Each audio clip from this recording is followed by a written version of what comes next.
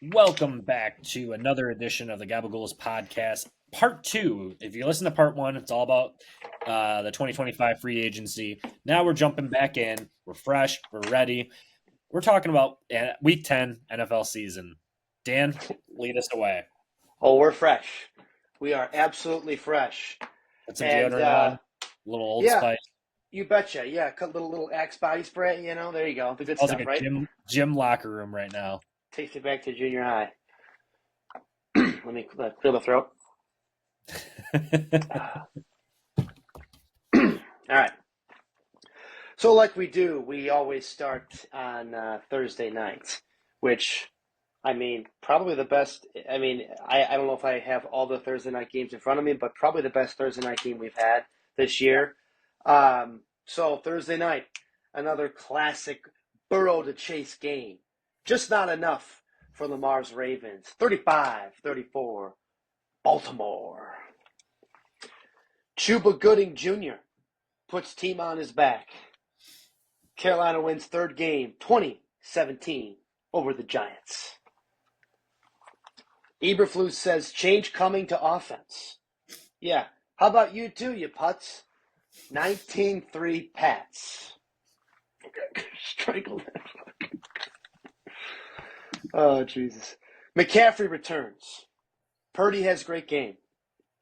And Baker left the cookies in the oven too long. 23-20. KC shuts out Denver in second half, blocks potential game-winning field goal. Get to 9-0, 16-14, KC. Bills defense powers them to win over Colts and move to 8-2. 30-20, Bills. That's a good one. Pittsburgh steals game late over Washington. 28-27. Tough one. Vikings win ugly game. Say, we don't need a touchdown to win. 12-7. Saints fire coach. Good recipe for win. 2017 over the Falcons. Chargers play cleaner game and get the dub over the Titans, 27-17. Last week, we were back. We got pulled back in. This week was SOL. For everyone out there that doesn't know what that means, that's shit out of luck. 31-6 Arizona. Cooper Rush and Trey Lance combined for 49 passing yards. Eagles wallop Dallas 34-6. And Detroit overcomes 5 interceptions from Jared Goff and a 23-7 score at half to beat Houston 26-23. And of course, we have the Monday night game, Miami at the Rams, 7:15. Be there, be square. Well done. Well done. All right. Game 1, we'll start with the noon games. Gotta start off Thursday. Burrow Chase is the best way to put it. That game was incredible. For those who have the fantasy stack, raise your hands, of course. It was incredible to be up like 137 after the Thursday night game. Oh my God. Between two guys. Burrow went off.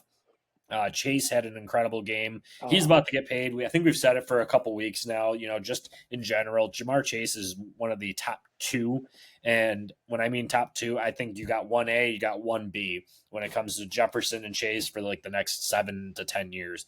Some of these other guys, yeah, they're good, but Jamar Chase has that ability to go off like he is. Incredible. Baltimore did swing that out. Lamar Jackson showing why he is an MVP candidate.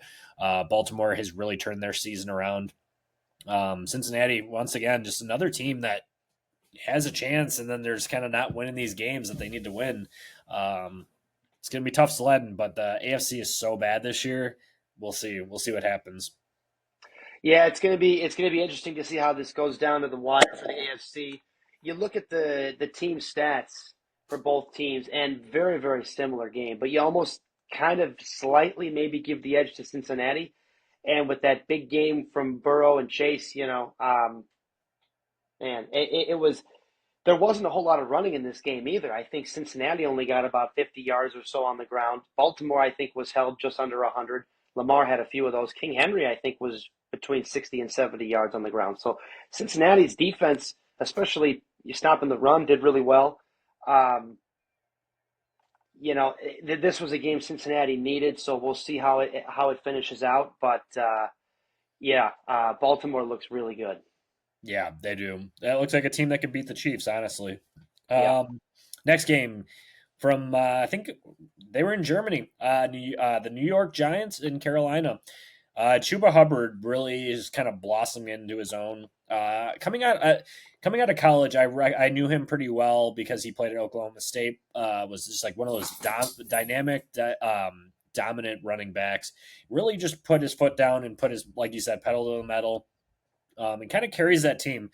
Bryce Young snuck one out. I think it just shows how bad Daniel Jones is. And it's going to end up getting everybody in that organization fired because they signed the wrong freaking guy.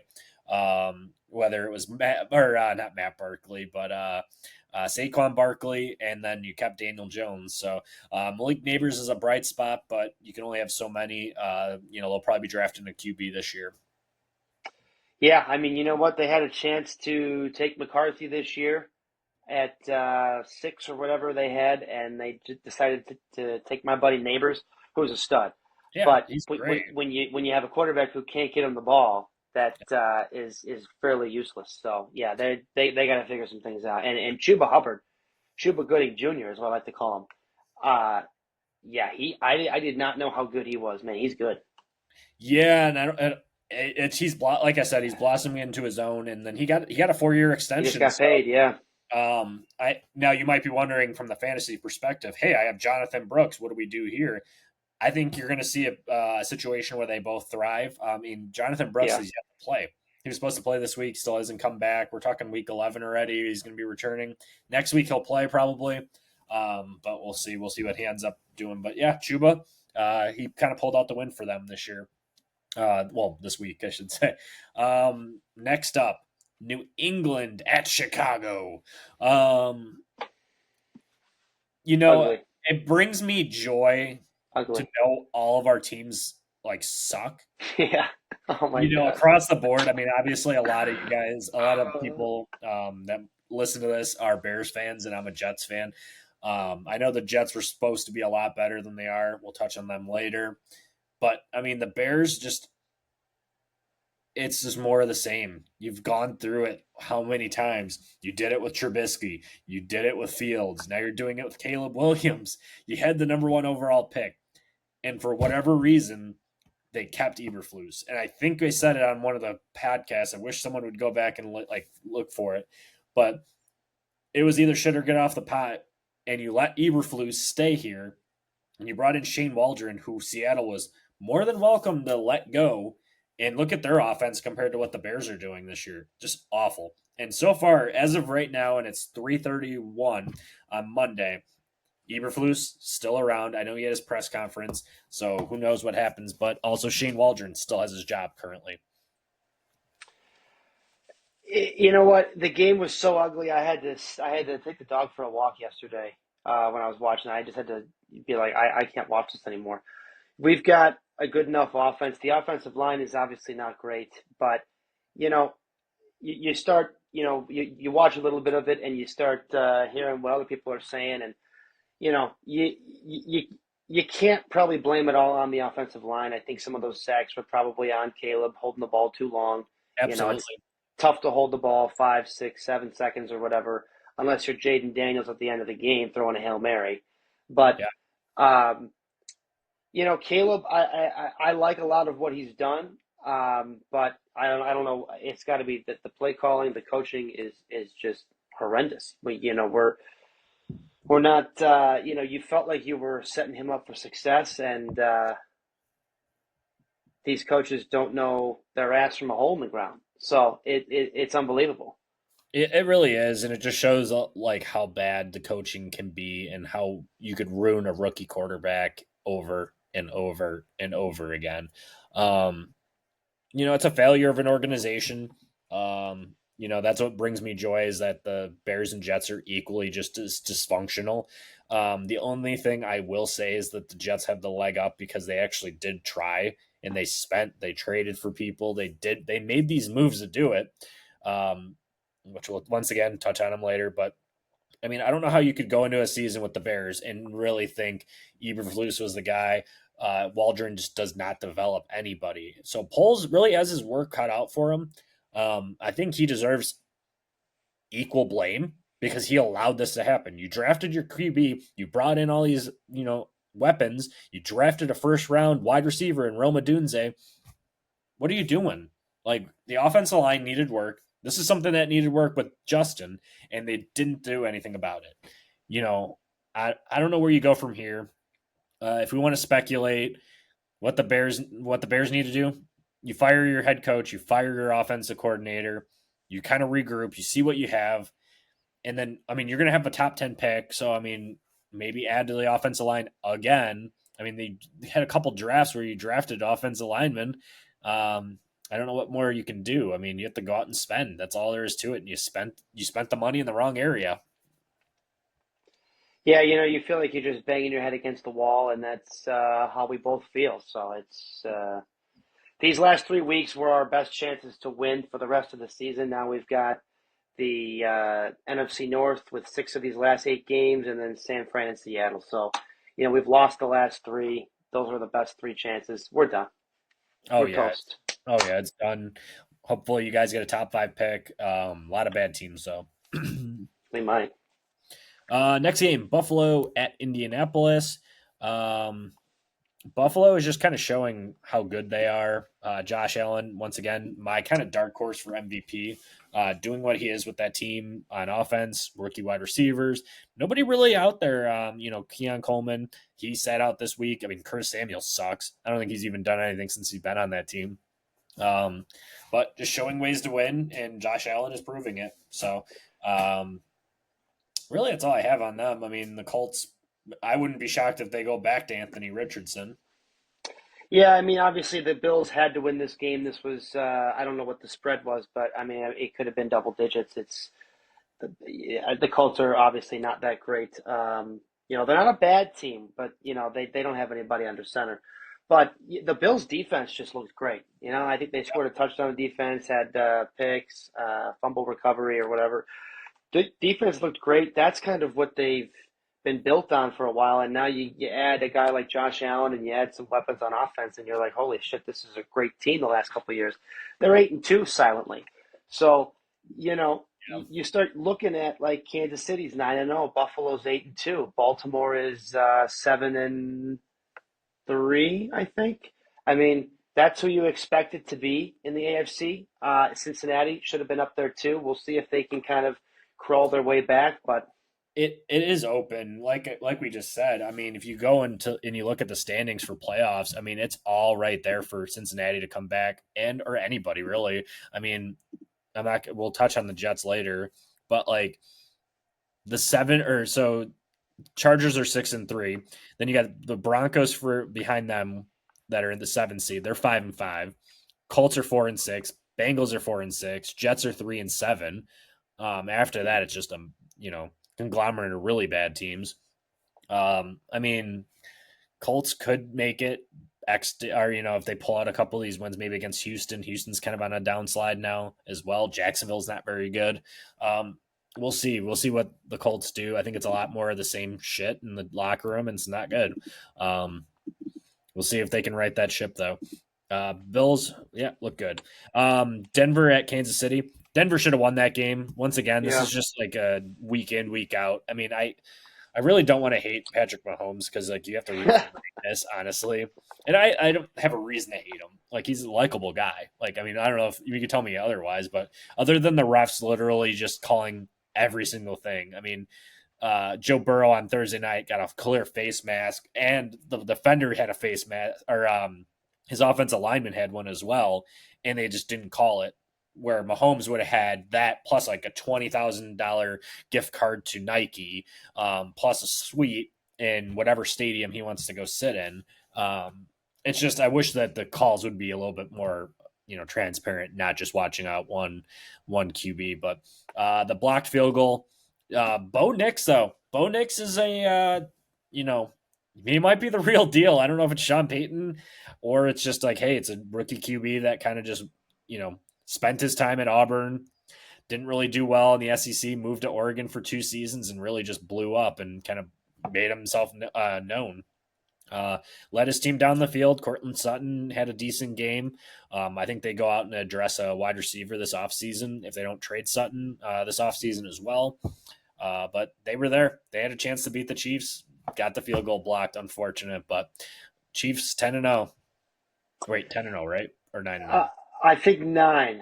That's right, with the bye. Yeah. Yeah, 9-0. So my Super Bowl future bet after the Super Bowl last year is looking real good. Oh yeah.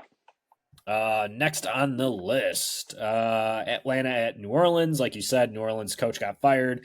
Kind of a weird game. Bijan really had a really good game, 2 rushing touchdowns.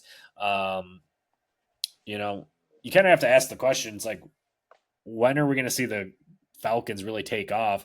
I do think that they're going to end up winning that division over Tampa. We'll touch on them in a little bit, but Tampa's kind of not looking too hot at the moment. They're losing these close games that they need to win. Tampa's had we'd have to look up their schedule. The last month or so, though, they've had to play. It's been a gauntlet. They had KC a few weeks ago, who obviously is undefeated still. They had Atlanta a couple weeks ago, and Atlanta I think beat them. And they've had another couple. I mean, their schedule almost has to get easier. And Tampa is a good team, but it does. You're right.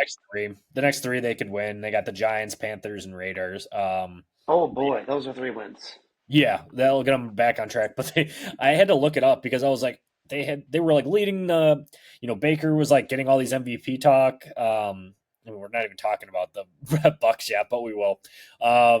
They dropped 5 straight games, which is just terrible. A lot of them all close games. Baker had them against the ropes and just lost.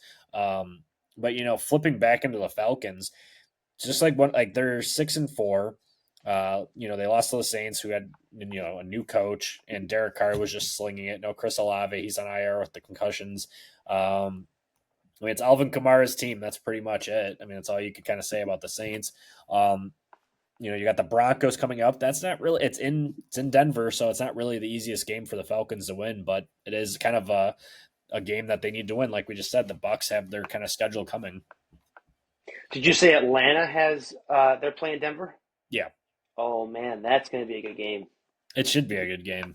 Falcons just need to kind of get it together. Kirk needs to keep it, and they really just need to establish. There was I don't know if you watched any of that game or saw the highlights. They had the ball on like the 1-yard line, and they did 3 straight runs to Tyler Algier, and then finally on 4th down they gave it to Bijan Robinson, and he scores the touchdown. And honestly, I like Algier too. I mean, he's a solid back, but give fucking Bijan the ball, God damn it. Yeah, throw him on like the Chargers. Tyler Algier will be the perfect Charger. I like that. I like that fit. All right, next game. Let's touch on San Francisco at Tampa. We kind of mentioned about how Tampa lost 5 straight. They lost to the San Francisco 49ers. Their kicker was awful. And when I mean their kicker, I mean the San Francisco 49ers kicker was just awful. I think he missed 3 kicks. You need to be better. Got to make your kicks. San Francisco is kind of faltering, and you can't blame it on their injuries really per se. Christian McCaffrey finally came back, which is good to see him out there. That was kind of a warm-up game before he can really take over again and beat McCaffrey. But they need to tighten up. If they're going to lose these games, they might not make the playoffs. Yeah, San Fran, I mean, they've had an odd year, man. They've lost a lot of these games that they, on paper, you should have won. You were favorites. And you know what, though? I think the silver lining was Purdy looked good. Purdy threw for 3, multiple touchdowns. McCaffrey, like you said, was just kind of slowly easing his way back in. So when McCaffrey's, I don't know if that's next week or the week after, but once they take the reins off and say, run, Purdy's looking solid now. I think Kittle and Debo are both healthy and out there. So with McCaffrey back, I mean that's still a really good offense. I mean the problem for them is they've lost a lot of games already. Yeah, that is that is kind of like their Achilles heel here, but we'll see. I think San Fran still sneaks their way in. I can see it. Next game up. I mean, Tampa will have to bounce back. They get Mike Evans after the bye, so I think Tampa will kind of right the ship after that as well. But next game, Pittsburgh at Washington. Pittsburgh narrowly wins 28-27. The game-winning touchdown of all guys to go to Mike Williams, the guy they just traded for, had to laugh at that one. You know, that was quite the game. Pittsburgh, man, they just find. You want to think about a team that finds ways to win. Mike Tomlin is just, again, we've mentioned this I don't know how many times. He is one of the best head coaches in the league. Yep. You've got a team where you've had Fields start almost half the games, and now Russell has started a few of the games recently. They're 7-2. They get a really nice win over a really solid Washington team. Yeah. I don't know how much I like Washington. They've done enough to win their games. They're 7-3, but man, Pittsburgh. I don't even know what to say with Pittsburgh. They're just Their defense literally stole that game. Yeah, and it's kind of funny that you could put any QB you want out there and they're still finding ways to win. But yeah, I mean, Russell Wilson's kind of doing his job and kind of leading the team right now. I mean, Najee Harris, I don't think he's a future. I don't think he's going to stick with the Steelers. I think he's a free agent after this year, maybe, or next year. I'll have to fact check that this offseason. But, they just established the run. They run it, but their offensive line is not that great. It just shows that you can game plan with a bad defense or offensive line and still win games, win enough, score enough points and then hold them. So, Tomlin just knows how to pull the trigger correctly.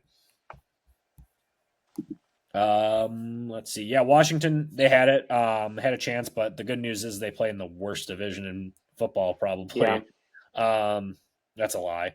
But still. Minnesota at Jacksonville, awful game. I think that one was like on red zone for like the last 2 minutes of that game just because of how back and forth it was. Sam Darnold, I think, threw like 3 interceptions, kind of just didn't look very good. He'd lead the team downfield and then, throw an interception at the goal line. But I still think he's still a guy there for now. He'll at least get an extension until JJ is ready off the ACL. They find a way to win, even not really utilizing Jefferson. So Minnesota's that good. Jacksonville's that bad. They also played without Trevor Lawrence, so that should be noted as well.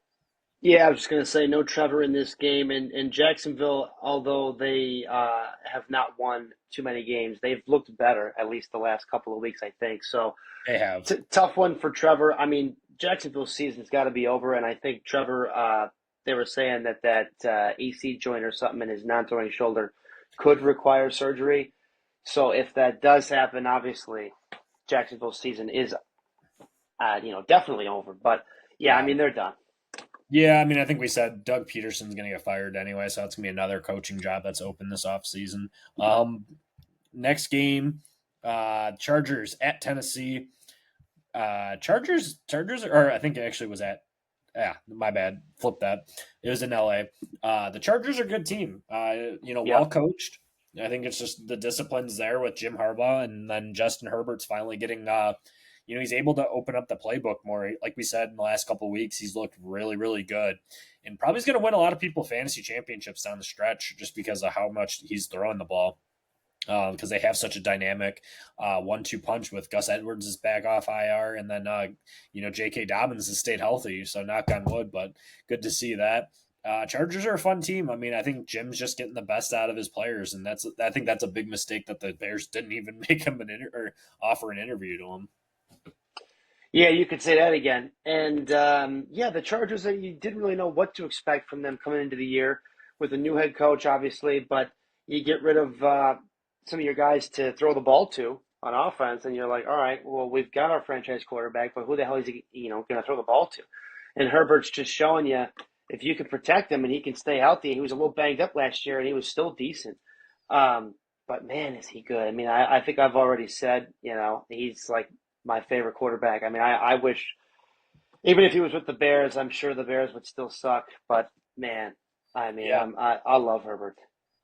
Yeah, Herbert is one of those guys too that I've liked since he came out from Oregon, just because he Yeah. was such a good passer, and just he's dynamic with his legs as well. Just doesn't get enough shine just because we live in the Midwest and Chargers are a West Coast team. But yeah, good to see. Tennessee still sucks. Not much to say there. Will Levis not very good. Um, let's see. Next game. Philadelphia destroyed Dallas. Dak's out for the season. I know we were talking about it last week that he might come back this year, but I guess he tore his hamstring off the bone. Pretty impressive to do that. Dallas was sunk way before that, but Yeah. I think you have to let Trey Lance just gun it and see what you have with him. Cooper Rush isn't very good. Yeah, that's another. I think we said it on the last pod too. They're the most probably worse than the Bears and Jets combined. How dysfunctional Dallas is because they have a lunatic owner slash GM who just does not work with the times. And honestly, I don't even know what you do with them. They have to restart. Like, there's no going into next season and saying it. Like, you, I don't know if you trade CD Lamb, but like Micah Parsons is Micah. up for, his contract's up. Or you better try trading him. Get like a Herschel Walker type haul and get a ton of picks or ton of players in return and try to like rebuild the team. But we'll see. Yeah, I think Micah just came out and was criticizing McCarthy too the other day. So Yeah, he's going to be fired. I mean, unless Jerry really likes him that much, but I think you have to say that McCarthy. I think his time's done in Dallas. Don't know where he goes next, but he'll be gone. On the flip side, though, Philly just destroyed him. I think it just yeah, shows lengths to how good that team really is, and then they're winning in spite of their coach. So Philly's good. Yeah, I mean we've seen some kind of dysfunction over there the last year or so, but yeah, they're good. all right, last game before the Sunday night one. Jets at Arizona. We were back in, and it's just the standings are just sitting there. It's like it's still there for the taking, but they just looked awful. No energy whatsoever. You think coming off a 10 days of like a 10-day break, you'd be fresh, you'd be ready to go, you'd look out good. Looked flat from the start. Literally, defensively, they've been horrendous since they fired Saleh. I hate seeing the people being like, "Oh, Saleh wasn't the problem." He was a problem. Let's not say he wasn't the problem. He made the defense a little bit better. That's what it is. That's my little soapbox thing. I'm tired of hearing about Robert Saleh. He wasn't the guy. He's going to be a lifetime coordinator. Simple as that. Rodgers, Adams, Wilson. I don't know. It's just so dysfunctional. Their offensive line's not good. Tyron Smith, who they brought in, looks old. He's given up 8 sacks this year. I think he's never had more than that since his rookie year. It's not good. Not good for the Jets. Defense, Sauce looks lost out there. Lost in the sauce.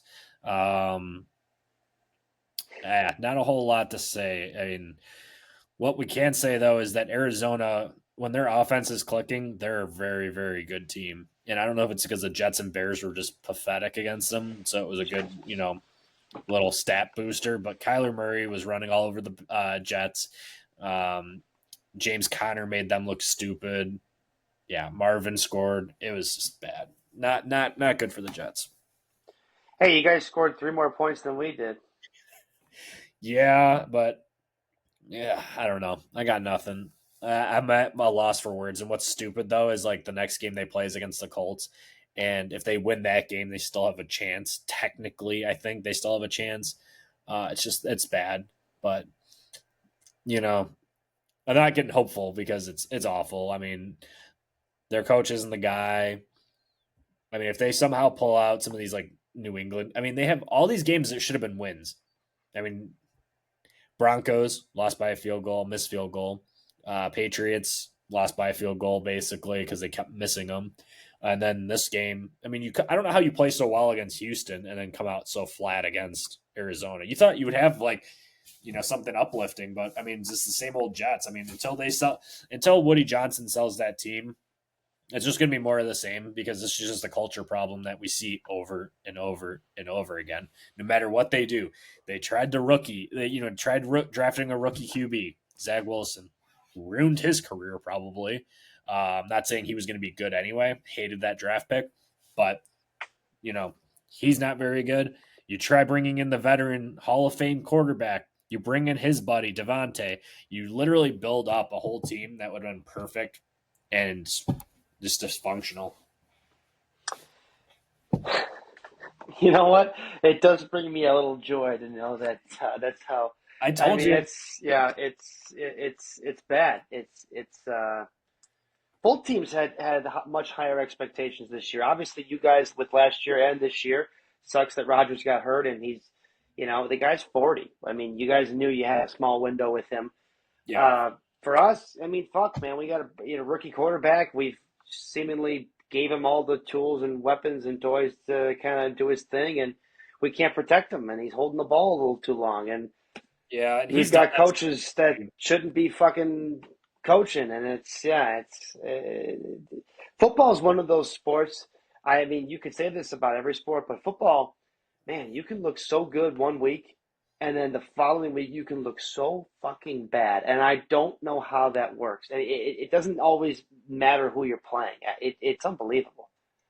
Yeah, and I don't know, man. And that's the thing too. Like you said, we had such a short window, and I knew it too. I was realistic. Like this was probably the year that they had to, make the playoff and kind of make that push. And that's the sad part. I mean, at least you guys have a rookie QB that you guys can potentially save. Potentially, I mean, the Jets are in a rough state of affairs because what do you do with them at this point?